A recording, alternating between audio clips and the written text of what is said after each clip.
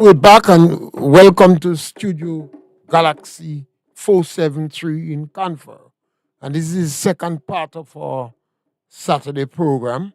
And you are with the Galaxy Equalizers, Master Call, and Francis Pierre.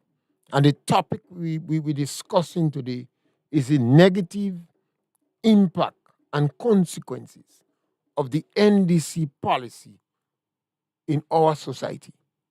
We believe it is very important because we notice some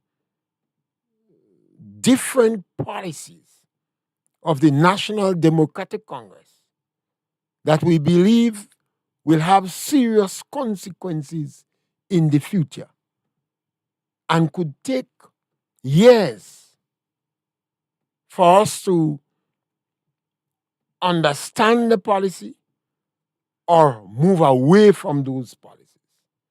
So today we're going to look at it. Remember, the number to call is 410 3030. We always welcome your call, and you can write your contributions, and we will read them if we get a chance. We on YouTube. We encourage you to subscribe to Studio Galaxy. Subscribe to the program, like it, and share it. We are still the new kids on the block. Today we have with us in our program Master Call. And Master Call, we are concerned about the negative impact and consequences of the NDC policy on the society. A lot of them. But the first one, we are worried. We are baffled. We perplexed. We don't understand how a political party in Grenada could be propagating classism. The action taken by the NDC is directly promoting classism, the fracture in the society. If you listen to the language of some of the top leaders of the NDC, definitely, clearly, they partition in the country based upon social class. Massacre. What do you think would be the negative impact of this policy? And I say it's a new policy because we have fought against that with 1974, Gary, even during the revolution was more of ideology. But now it seems that this present government is again propagating classism. Senior, good. Thanks for having me. And like you say, we welcome calls, even if the callers do not agree with our narrative. We welcome the debate and the discussion. So feel free, anybody could call. You speak to the policies and the adverse effect the policies of this government could have on the population. And it is not only about persons or how they treat people, because even the policy of how they handle the economy presently has repercussions in terms of we now receiving less grants. So that is one of the negatives of the policies of this government. You speak to classism and the promotion of classism by labeling some in the society classless, beggy, hungry mouth, and so on, which does not argue as well for national unity. Senior. But before we get into the meat of the discussion, I just want to run that by senior corruption. Because it is believed that this government has a policy of corruption or corrupting persons. And the corruption index, Grenada score 53 out of 100. And that was reported by Transparency International. So not me and you what make that up, senior. But what is interesting to note with all of the discussion that is going on presently, the topical discussions about corruption and oil and so on, when the Prime Minister was asked by by the photogenic one senior, one of his friends, about corruption, instead the Prime Minister denied corruption.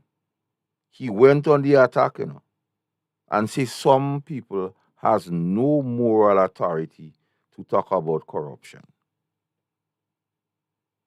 And then we hearing about the analogy about kettle telling born panic black and all kind of thing. So the policy of this government is not to treat with issues. And as they say in the beginning, senior, on a need to know basis, and this policy is leading to a lot of speculation. And it augurs not right in moving forward for nation building and unity. And I don't know if it is a sinister plot or a well organized plot, as you mentioned some time ago, if it's a plot that was formulated in the lab to use those innuendos to create a state of anarchy, man against man. How do you say a dog eat dog wall? And most of the policies we believe by this present administration is not helping. Because even we spoke one time about the expectations of politicians or what the population expect. And the Prime Minister outlaid all. He say, if you beggy and you're hungry mouth, you can't be politician. So what it means, people's economic reality that is not great is automatically censored from being politicians. And that policy does not go well for persons contributing to nation building on a whole scene. And it is a bad sign. And we implore, or we ask, or we beseech this government to turn away from those policies, the very policy spoken about in the general election campaign of transparency is so sadly lacking, senior, that the Prime Minister himself said we only campaign on transparency. But the real policy of this government is restorative justice, which is mischief, which is corruption, which is taking advantage of, which is terrorizing the persons whose economic reality is not great, senior. What say you? Well, definitely, you see, when the government promote classism in a small country like ours, and Grenadians have to remember when Derek Walcott, that writer from St. Lucia, came to Grenada, he was taken aback at how marked the class structure was in Grenada, and it was different from Trinidad and Jamaica and other countries.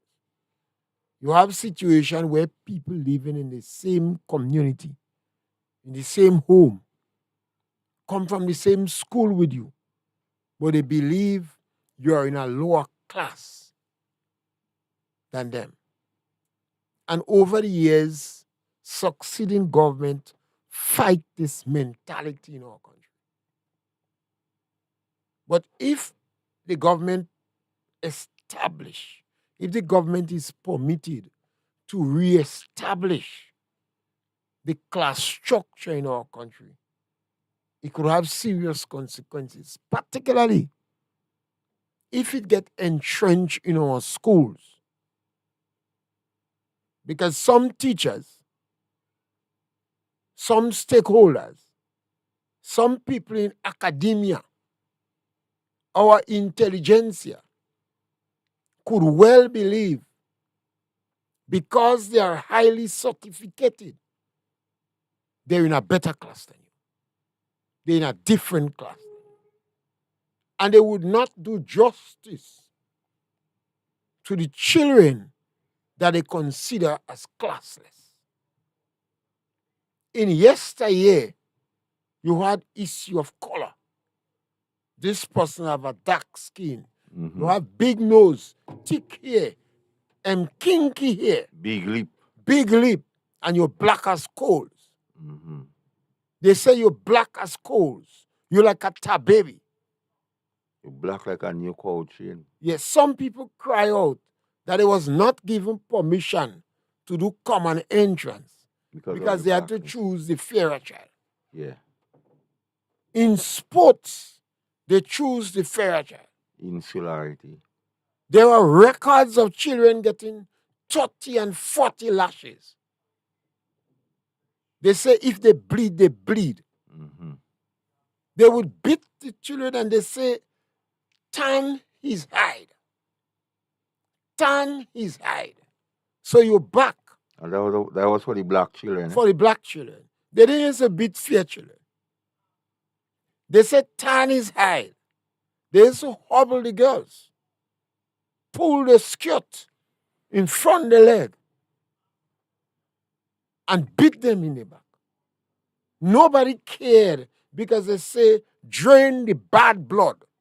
This was the language that was used. Drain the bad blood from them. There are some villages in Grenada,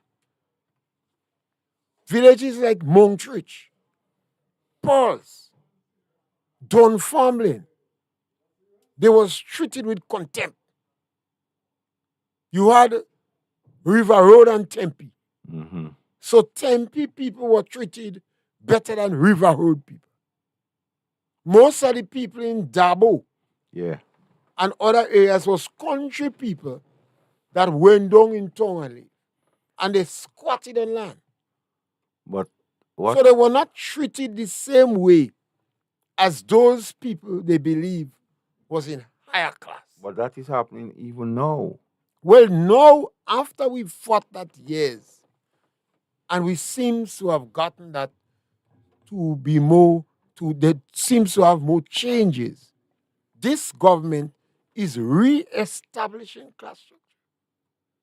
This is, for me, that is the saddest story about this government. They're re-establishing class structure. If you were not a victim of the class structure, it will be difficult for them to understand. That you see, that happens to a lot of people. When you have those discussions, they tend to say they ain't seeing it. They shy away from it. Yeah. When you was to school, it was clear. Because even in the politics of Grenada, senior, those so-called browning politicians always get an easier pass than the charcoal politician. Yeah. Well, the first person that with black skin that work in the bank, people take bus trip to go and see. To go and see a man working in the bank that black. And it was as a direct result of the intervention of Eric Geary. I think the individual was either from Montrich or Snail Hall. I understand that person is still alive. You must try to find out. First person to work in the bank. First black skinned person. I understand after they did the interview with the individual, they couldn't help speaking about how well intelligent and educated and well-mannered this individual was. They're sorry that he was black. And that is the reason Eric Geary heard about it and intervened and forced the bank to employ. And other black people in Grenada went in the bank to peep and see if it's true that a black man could work in the bank. Dark skin. We have come a long way. During the revolution, Maurice Bishop, based upon ideology, he sent the children from the patriotic bourgeois to study medicine, engineers, agriculture scientists. He sent the children from the proletariats to study politics, mass communication, propaganda destabilization, because he did not want the children from the patriotic bourgeois to come back and lead the government. Yeah. He wanted the children from the proletariats. To be It the so politicians. happened the revolution collapsed. And the professionals end up still having more weight than the children of the proletariats. Definitely. But Maurice Bishop decided he was not going to train some Grenadians because their parents was petty bourgeoisie, but the parents was not considered as patriotic bourgeois. When Derek Walcott spoke about Grenada, the class system in Grenada was more marked and more unique and more different. But he was surprised, you know. He was surprised than any other. So the fact that Deacon come from Cocoa Straw children, that is the terminology they used to call us. Yeah. Cocoa Straw children. Cocoa Straw. Estate children. You know? Illiterates. But Deacon now is promoting intellectual classism. And even people like the fractious motivational speakers and them, they came from the same thing. Yes, but they are the ones promoting the they classism. Seems to have mastered English, they claim, and they swallow the grammar book, and they speak to people who they perceive to be of lower rank with contempt. And they acquire the taste of the finer things. And they acquire the taste of the fine arts. So Deacon have formed himself with this group and other agents of hate, and he used it to propagate classism. What frightens me the most is the amount of Grenadians that's silent. Yep. Very odd. Because they believe now is an opportunity for them to put a division based upon the certification. And most of the persons who are silent has only become silent in the last 2.5 years. Yeah. Before, we used to always hear them speak on issues, and even me used to believe they were genuine in championing the cause of the less fortunate. They kind of get the opportunity of they seem to be attracted by the class. Could you imagine? And I've asked this question 1,000 times and intend to ask it 1,000 more. That a politician endorses that some villages are considered as classless village, and that politician is still hailed in the political arena in Grenada. Mm-hmm. It means that a lot of Grenadians, because of the certification or because of the belief of the intellectual acumen, they see themselves in a different class. But even when you meet a lot of persons of that ilk, senior, and you engage them in discussions on national issues, either A, they call you stupid, or B, they tell you I thought better of you. Yeah. A man like you. I thought better of you. Because they believe you're supposed to have a briefcase or certificate too. So you should not be speaking like that. And that baffles me.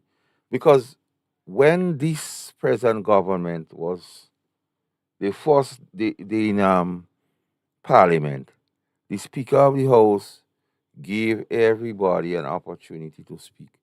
And they all claim poorness and humble beginning.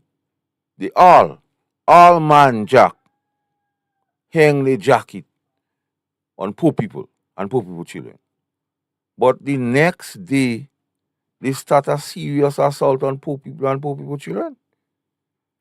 And not only act the words towards you, or the things they say to you is to beat you down and to make you lose your self-esteem and to make you feel you don't have part in the development of this country. And that's what makes the policy something bad. See? Well, definitely it's bad because they ride on the back of the poor and now they treat them with contempt. And we see that in the community. this new classism is going to kill voluntarism. It will. It's going to contribute to the intelligentsia distancing themselves from community groups and other voluntary groups. Definitely. Because they're in a different status. It could cause serious social decadence. And Because if in our school, social divide also, our teachers believe they're in a different social class. And our teachers are the most educated people in Grenada, the most well generally educated. You have the lawyers who are in the legal area. We have doctors in the medical field. But teachers could say we are the most generally well educated. And most influential And most sector. influential sector. So if they start to practice this classism in the schoolhouse, it's going to cause more fracture. Because they could make a child feel inferior. Of course. I remember a teacher, a principal of a school once, telling a young man in an assembly, every time I watch your mother, I don't want to eat smoker. There was a condition that affected a few people in the community. And they had a lot of ulcers on their face. And I don't know if it was Dr. Slominski or one of them that helped treat them. But after the treatment, after they were cured, the marks, the scars remain on the face. And the principal told the boy, he was not paying attention, in the schoolhouse, every time I look at your mother, I don't want to eat smoker. There was big laughter in the school. But I know that changed that young man's life. Yeah. He wasn't able to deal with it. And it was so easy for teachers then to sacrifice children because of who they were. Yeah, and who the parent was. I've heard this story from Deborah Charles. She is one of the individuals that lost her piece of land that government gave her. The parliamentary representative from Northwest, I think St. Andrews, he said, took back the land from her. After she paid the surveyor, and she was paying on a monthly age for it. And when she realized, they sent her a letter and rescind or take back the land. When she reached to the minister, and she found out the minister did that, her question was, how come you could do me that? And you and I sat on the same school bench, and we were the two poorest in the class. She couldn't believe that a minister could have taken back the land from her because the village they was going in was not considered a poor village. They had some heavyweight names. Some people who you would be considered in the top economic echelon of the community. So the minister said to her, the parliamentary representative for St. Andrews Northwest. I did not realize it was you.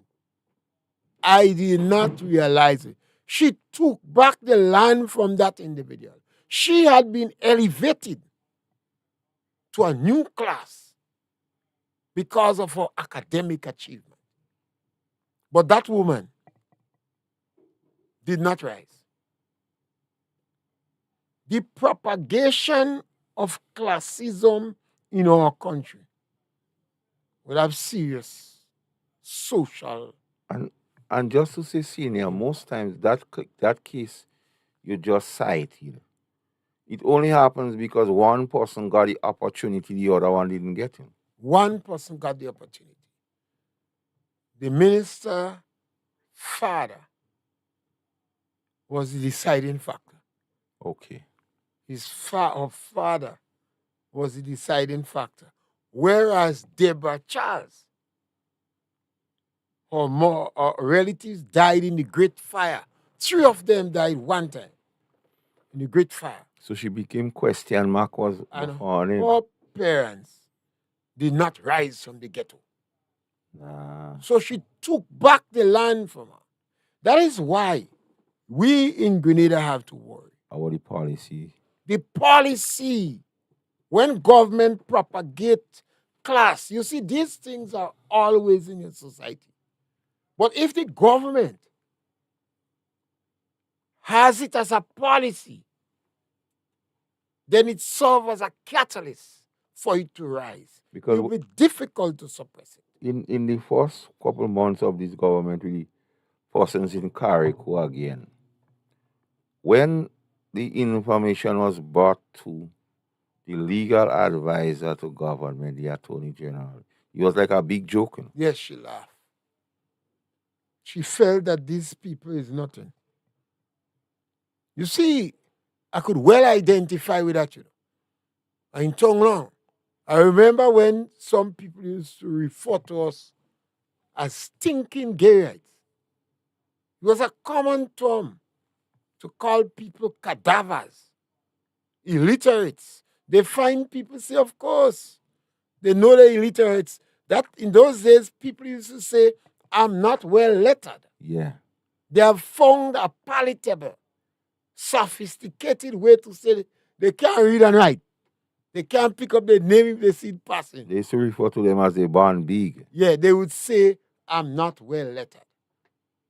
Whereas the other people used to refer to them, you illiterate, you cadaver. You know what boggles me or boggles my mind about this present government and the policy? The Prime Minister knows different, Because in one of his discussion, he says the government's supposed to fight for those people. But what we've seen with the policies of the government is a turnaround, the fighting against these people. Because when you could watch these people and take 150 from the elderly, the less fortunate and the unfortunate children, it tells you the policy something ought to be wrong. When you could speak of the housing situation and say the past administration did nothing for housing and make reference of the Chinese houses and to attach criminality to the fact that persons did not get a house, and almost 3 years on, nobody get a house, and then you have to pay 75,000 thereabouts for the same house. This policy cannot be a right one.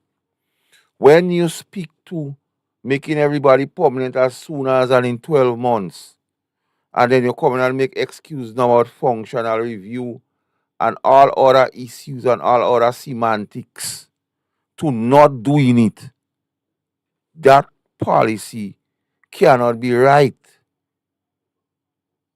senior. And so when we come here, we don't come to beat up on anybody, but we just come to question the policies of this government as we see it. And when you speak to this economic situation and everything you hinge your argument now on burial, and you're saying to persons all you're walking, all you could buy water, that cannot be a right policy, senior. And what Beryl has done, senior, in a realistic reality, it exposed the people in Carrico.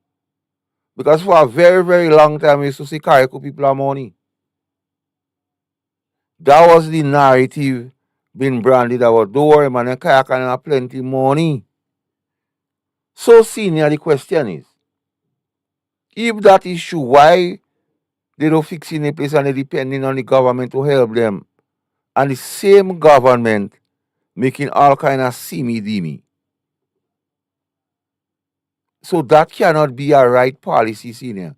So anyhow you take it in the context of politics, you take it in the context of humanity, Economics. you take it in the context of economics. This is not a good policy. They feel they're qualified to ride on the backs of others. And when you boasting of an achievement of paying retroactive pension, and the general population telling you, but we don't feel that because the persons or most of the persons who receive this payment has been accustomed to living comfortable. So that payment is not one that will become disposable income in the community. You cannot boast and say that is a good policy. When you pay to the teachers money, you know they don't work for you being a legal brain. And now, when you have problems in meeting payment of salaries for teachers, and your excuse is it used to happen 30 years ago, that can never be a good policy. See? So the policy of this government to continue to blame others when you expose them is not a policy for the development of this country. Yeah, it's So definitely. whether we vote green or yellow, we have to examine the policy next time we have to make that decision. But look at the policy of the government, how conservative they are in providing information for people. And they're going way out of bounds to prevent people from getting information.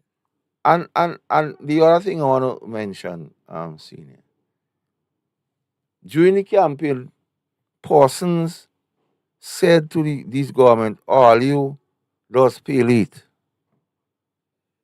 All you does have problem with money. And blessed assurance was given. And the same thing that the blessed assurance was given is being violated now. Even the budget, senior,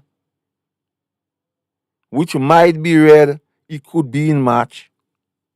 So we don't expect from now to maybe April, May to see any capital projects or projection. That cannot be a good policy, senior. Whether we like the Prime Minister or we don't like the Prime Minister, that is not a good policy. Added to the fact that they keep saying burial, burial, burial, we can service the debt. Well, my advice, senior, is to do what the last government did, although they say the government did nothing. The last government got debt forgiveness. So if the situation is that bleak with burial, why not seek debt forgiveness?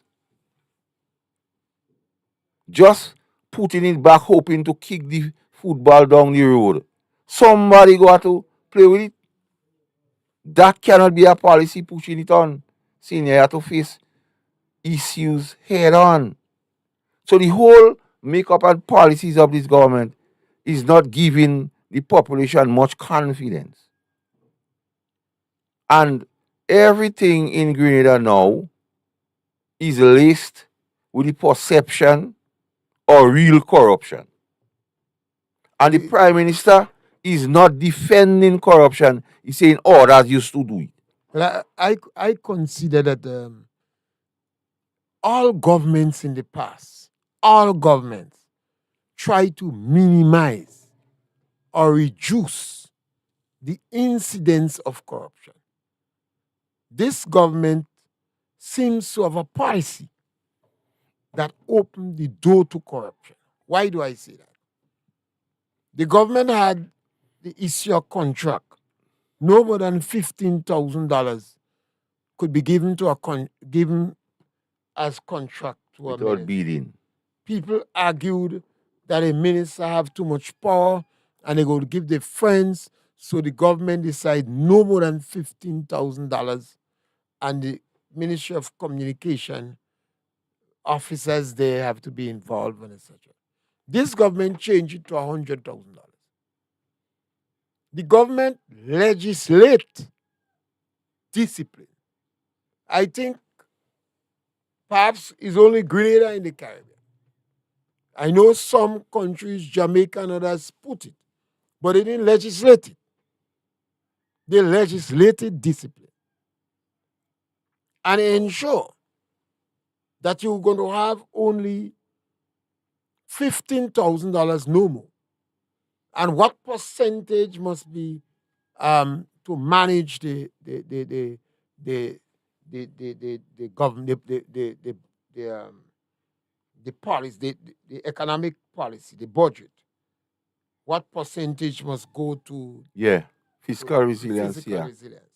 In addition to that, the 1973 regulations for the GDB Bank, the government didn't even waste time. The government could have gone into parliament and changed the regulation. Yes. They flaunted the law.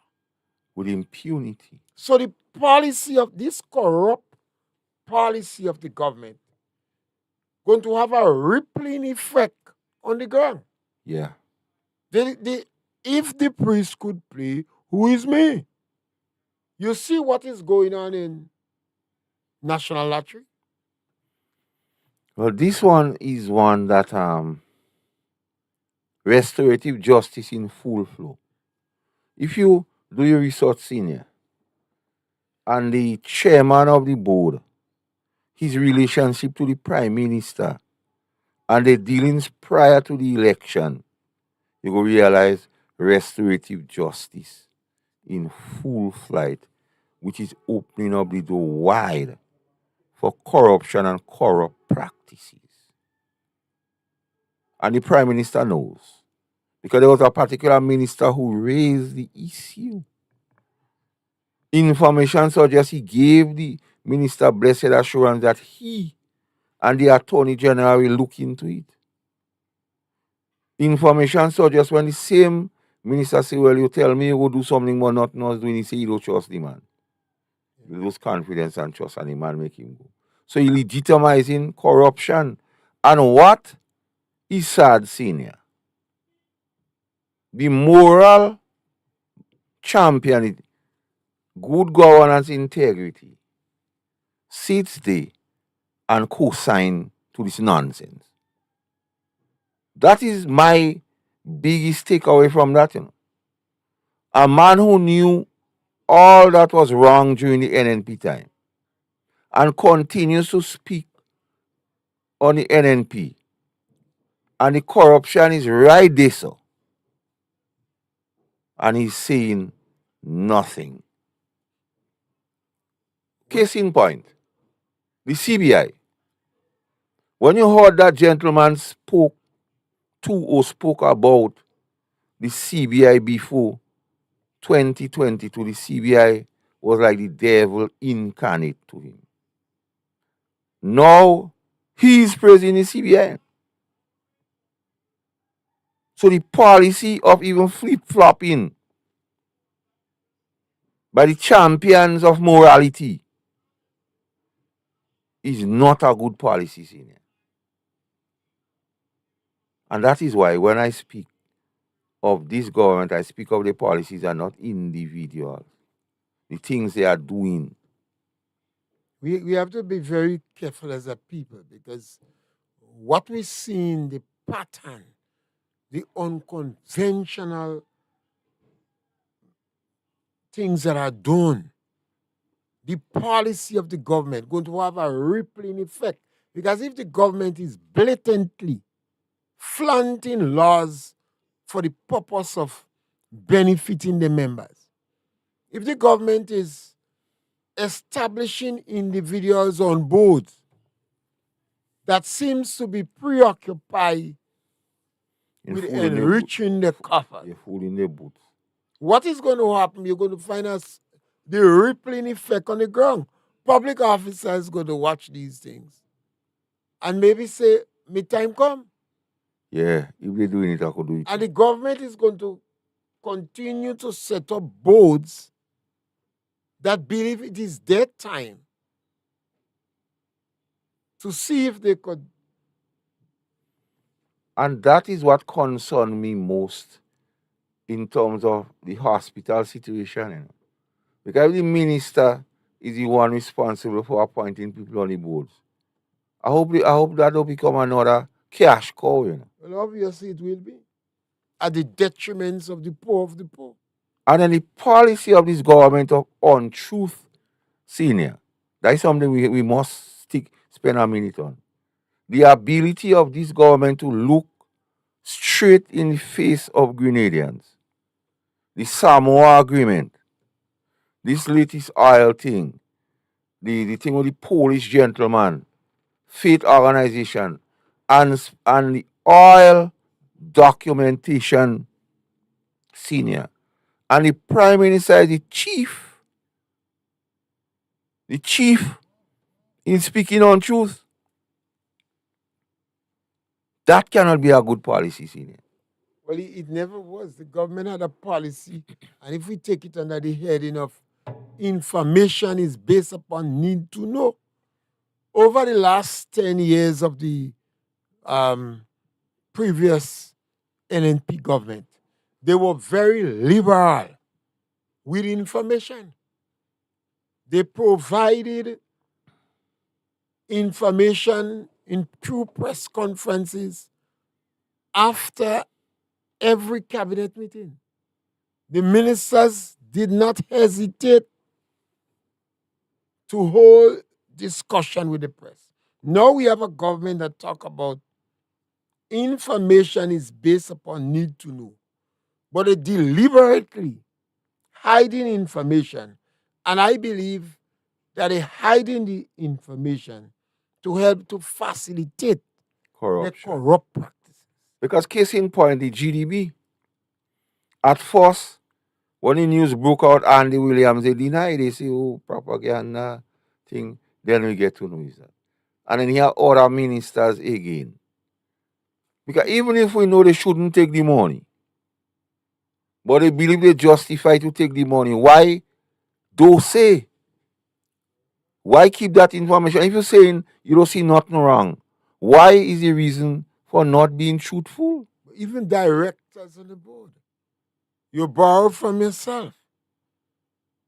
You and your girlfriend signing check to you. You know, these things open the door to corruption. When you open the door to corruption, man is an imperfect being. Definitely. We're not perfect. And if there are not rules, they're not guiding rules and regulation for us to function, we could lose it because we could get attracted to money, wealth, luxurious living. And you see all these things as characteristic of this government. The government is withholding information, raiding financial institutions, and basically living above their means at the expense of the people. We hear rumors and speculation that one minister traveled 24 times in 23 months, run up hotel bill in excess of 30,000 US, and government pay for it. And you're hearing ministers again, senior, who give information on election time as being unemployed. And not even 3 years into the tenure, you're hearing about $600,000 in their account. In their account. This thing cannot be right. How could it be right? You're practically diluting the significance of hard work. And at the same time, senior, the low income bracket people whose economic reality is not good continues to cry. What is going on? So they're eating from the table, they're eating the main course.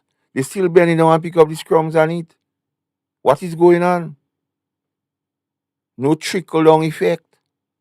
With all the talk about you hearing CBI money and all this thing, but the ordinary man continues to see that the worst they've been in a very long time. So who fooling who? What is the policy? Is the policy really restorative justice. So let we fool we boot. So come what me we set. Or they just don't care. That policy have rippling effect in the society. It could make people get very corrupt in the society. It could create robbery in the society because the get rich quick syndrome. The government claim you can't be politician if you don't have money. Yeah. And that is so far from the truth. Because individuals that get involved in politics get involved to help to change circumstances. Not in Grenada, Jamaica, John Compton in St. Lucia, Chubalira, Buzz Butler spent 8 years in jail. Guys in Africa is Mandela. Yeah. 27 years in and he was a lawyer. Mandela could have ignored that if what the prime minister is saying, if there is any truth in it. Mandela didn't go in it for money. Nope. He went in to change circumstances. Kit Mitchell didn't come down here and join politics for money. Michael Baptiste didn't come and join politics for money. Eric Gary came down here and made serious sacrifice. When Eric Gary heard that they arrest Gaston Blaze, Gary leave and come in the police station. Mm-hmm. They arrest your deputy, he didn't run, He come out in St. George's and he come up in the police station to find out what Gaston Blaze do. And that is how they arrest him. And the policy again, we're looking at policies. The Prime Minister, in an attempt to justify paying the ministers all this money, said, and he used Singapore, he used one of them as a reference, saying if you want good governance, you cannot pay politicians on the cheap. That was just one component. The other component was everybody should speak English, the English language. And the third and most important component, the society ought to be inclusive of people who could make a difference. So they ask him, well, we just get rid of the British. You still want them to say, yes, if they could build the place. But this government is going contrary to that. Any person whom they perceive is not same color or singing the same hymn sheet with them, they victimize them. But sometimes I wonder if the policy is anything about development. It can be. Because some of the things I see that they are doing seems to be counterproductive development, not in the interest of the political party. And they're supposed to know it's going to have serious negative consequences in our society. When you deal with a small society, some of the things easy to see. You're going to have breakdown in the public service. The private sector easy to panic. Grenada have a private sector that is basically a family private sector. It's not an aggressive private sector. Once they don't have confidence in the economy, they're reluctant to invest. Look at the police force again, senior. Every senior police officer in the administrative realm, or the administrative well, everybody know whose political side is supporting. That cannot be a right policy when you're removing persons whom you believe is not supporting you politically. That in itself again cannot be a good policy. And that is having a rippling effect on the police force, lowering the police force moral. Thank God some persons in the police force decided working for the country, so they're still performing. But if they go to take the government at its own words and action, everybody down in pen too. Yeah, the government. And that cannot be in itself a good policy. So these are the things I question senior about the government. And not who going and get rain on the fall on the galvanizer and so on if they want to do that business. But the policies. This thing is going to take years, The devastating effect when they kill the economy, when they contribute to the economy going in free fall, It takes years to make sacrifice to correct this. It has happened to us So before. here what this policy will do, senior. It will take any other government about 10 years to fix the police force. It will take another government almost 2 terms to fix the economy. It will take any other government about 2 terms to fix the public service and public service commissions and so on. And that in itself is the rippling effect of the policies or the negative policies or bad policies of this administration. So when we speak, we don't speak about time. When election time come, we go campaign. We know we campaign for, but the issue now is the policies of this government and the effect it would have going forward. Negative effect. Look at the government seems to be in a state of paralysis. And a panic. They panic. They don't know what to do. They're whooping without coordination. Yeah. So you speak to one minister and they don't know. Or if the minister says something, it has to be overridden by Our the next prime minister, when the prime minister speaks, he speaks different. The minister seems to be even afraid to engage the press. Yeah, they don't make. Or once the prime minister not there, they engage in the press, or they might go on a friendly blogger.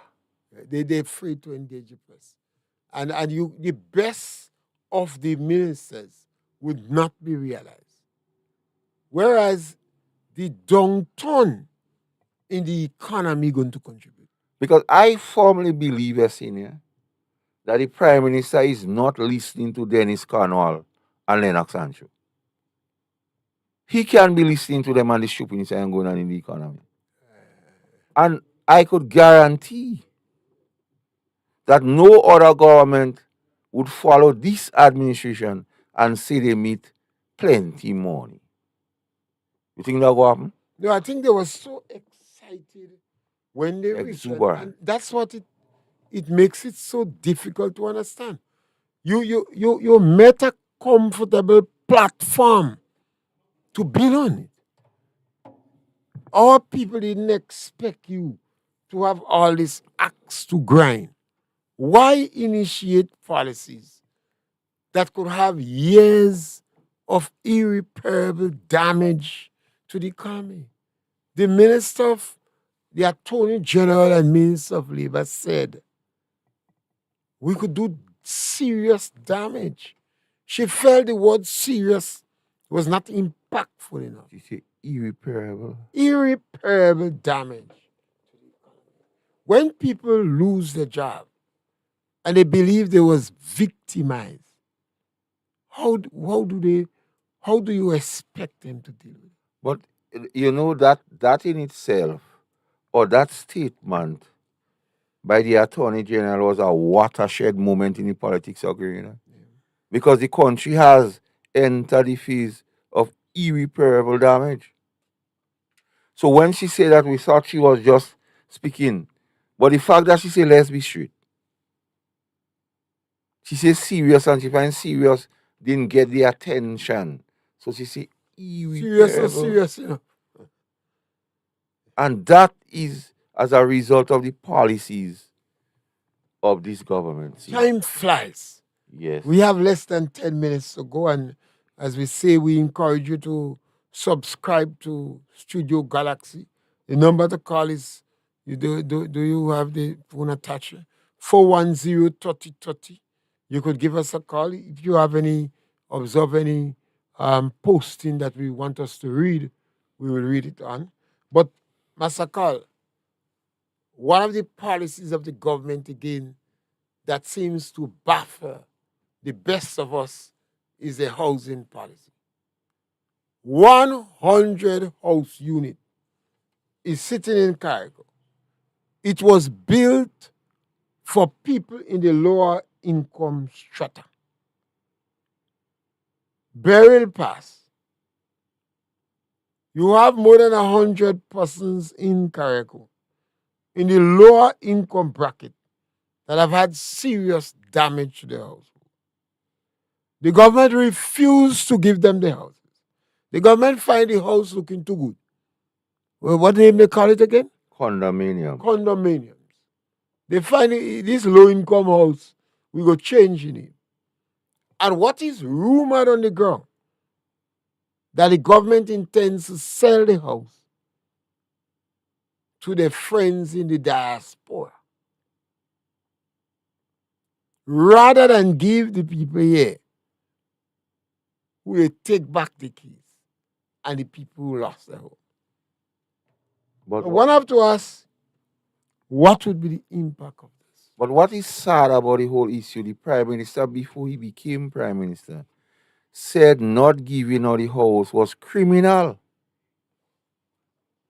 So what happened on the road to Damascus that he could call it condominiums and sell it?